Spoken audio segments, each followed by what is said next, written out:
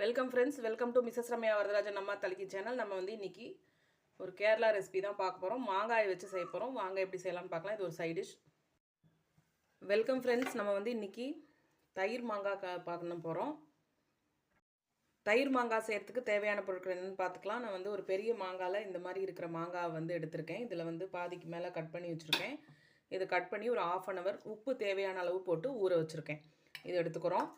சிகப்பு மிளகாத்தூள் உங்களுக்கு தேவையான அளவு. மாங்காய் வந்து புளிப்பு இல்லாமல் இருந்தால் ரொம்ப நல்லாயிருக்கும். அடுத்து பெருங்காயம் எடுத்துக்கிறோம். இதில் தேவையான அளவு கடுகு எடுத்துக்கலாம். பெருங்காயம் எடுத்துகிட்ருக்கோம் இல்லையா. அடுத்து தயிர் வந்து எடுத்துக்கோங்க. புளிப்பில்லாத தயிராக இருக்கணும். இந்த மாங்காயோட புளிப்பு தயிரோட புளிப்பை பொறுத்து உங்களோட காரத்தை நீங்கள் ஏற்றிக்கலாம், கம்மி பண்ணிக்கலாம். அடுத்து கருவேப்பிலை தேவையான அளவு. எண்ணெய் காஞ்சிட்ருக்கு. இது எப்படி செய்யலான்னு பார்க்கலாம். எண்ணெய் காஞ்சோடனே ஃபஸ்ட்டு கடுகு சேர்த்துக்கலாம். கடுகு பொரிஞ்சு வரட்டும். இதுக்கு பேரே வந்து கடு மாங்காய் தான். ஸோ இது வந்து ஒரு கேரளா ரெசிபி. ரொம்ப நம்ம இந்த கடிலாம் செய்கிறோம் இல்லையா, தயிர் வச்சு அந்த மாதிரி ஒரு ரெசிபி தான். நல்லா பொரிஞ்சு வரட்டும். அடுத்து என்ன போடலான்னு பார்க்கலாம்.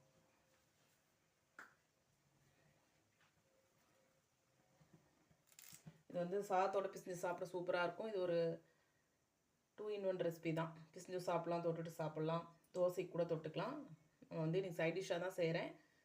இது ஈஸியாகவும் பண்ணலாம், வச்சும் சாப்பிட்லாம். ஸோ வந்து பொரிஞ்சிட்ருக்கு. இந்த ஸ்டேஜில் நம்ம வந்து கருவேப்பிலை சேர்த்துக்கலாம். சேர்த்துட்டு நல்லா பொரிஞ்ச உடனே அடுப்பு ஆஃப் பண்ணிவிட்டு தான் நம்ம மசாலா பொடியெல்லாம் சேர்க்க போகிறோம்.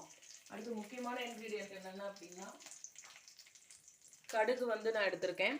இது வந்து கடுகு வந்து பொடிச்சது ஒரு 1/4 teaspoon, ஒரு 10 வெந்தயம். இது மட்டும்தான். இன்னும் மாங்காய் நிறையா உங்களுக்கு குவான்டிட்டி இருந்தால் நீங்கள் நிறையாவே சேர்த்துக்கலாம். நல்லா பொரிஞ்சிருச்சு. இந்த ஸ்டேஜில் கடுகு வெடிக்க ஆரம்பிச்சிருச்சு. இப்போ அடுப்பு ஆஃப் பண்ணிடலாம். ஏன்னா மசாலாலாம் சேர்க்கும்போது கலர் மாறிடும், அடுப்பு வந்து ரொம்ப சூடாக இருந்தால். இதில் இந்த சிகப்பு மிளகாத்தூளை சேர்த்துக்கலாம். கூடவே வந்து பெருங்காயப்பொடி. இது நல்லா கலந்து விட்டுக்கோங்க. இந்த பெருங்காயம் வெந்தயம் தான் இதுக்கு நல்லா ஃப்ளேவர் கொடுக்கும். ஸோ நல்லா பொரிஞ்சு வரட்டும். இப்போ இந்த கடுகையும் சேர்த்தாச்சு. சேர்த்து நல்லா கலந்து விட்டுட்டு நம்ம ஊற வச்சுருக்கோம் இல்லையா மாங்காய், இந்த மாதிரி கட் பண்ணி வச்சுக்கோங்க. இதை சேர்த்துக்கலாம். நான் வந்து தயிர் வந்து ஒரு 200 கிராம் அளவு எடுத்திருக்கேன். இதை நல்லா கலந்துக்கோங்க. கலந்து விட்டுட்டு உப்பு ஆல்ரெடி நான் இதில் போட்டேன். நான் கல் உப்பு போட்டேன். உங்கள் திட்டத்தை பொறுத்து நீங்கள் கல் உப்போ இல்லை சால்ட்டோ போட்டு ஊற வச்சுருங்க. இப்போ நல்லா வறுக்கப்பட்டதுக்கப்புறம் நல்லா வதக்கி விட்ருங்க. வதக்கிட்டு இப்போ இந்த தயிரை சேர்த்துக்கலாம். ஒரு நிமிஷம் வதங்கட்டும்.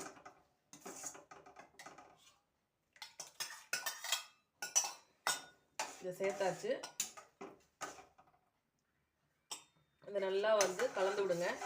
கலந்து விட்டதுக்கப்புறம் இது மறுபடியும் அடுப்பை வந்து ஆன் பண்ண போகிறோம். ஸ்லோ ஃப்ளேமில் வச்சு இந்த மாங்காயோட ஜூஸ் எல்லாம் இறங்குற அளவுக்கு நம்ம கொதிக்க விட போகிறோம். இது லைட்டாக வந்து கொதிக்கட்டும், பார்க்கலாம். இது நல்லா கலந்து விட்டுக்கோங்க, இல்லைன்னா பிரியாக இருக்கும். அவ்வளோதான், ஒரு ஈஸியான ரெசிபி பார்த்துருக்கோம். இது கொதிச்சு வந்தோன்னா பார்க்கலாம். அவ்வளோதாங்க ஃப்ரெண்ட்ஸ், ஒரு 2 நிமிஷம் தான் கொதிக்க விடணும், அப்புறம் திரிஞ்சிரும். ஸோ இதை வந்து நம்ம ஒரு இதில் ட்ரான்ஸ்ஃபர் பண்ணி வச்சுக்கலாம். ஸோ இதை நீங்கள் செஞ்சு பாருங்கள். அவ்வளோதாங்க ஃப்ரெண்ட்ஸ், ரொம்பவே டேஸ்டான ஒரு ரெசிபி இன்றைக்கி பார்த்துருக்கோம். ஸோ நீங்களும் செஞ்சு பாருங்கள். நம்ம அடுத்த வீடியோவில் சந்திக்கலாம். நன்றி, வணக்கம்.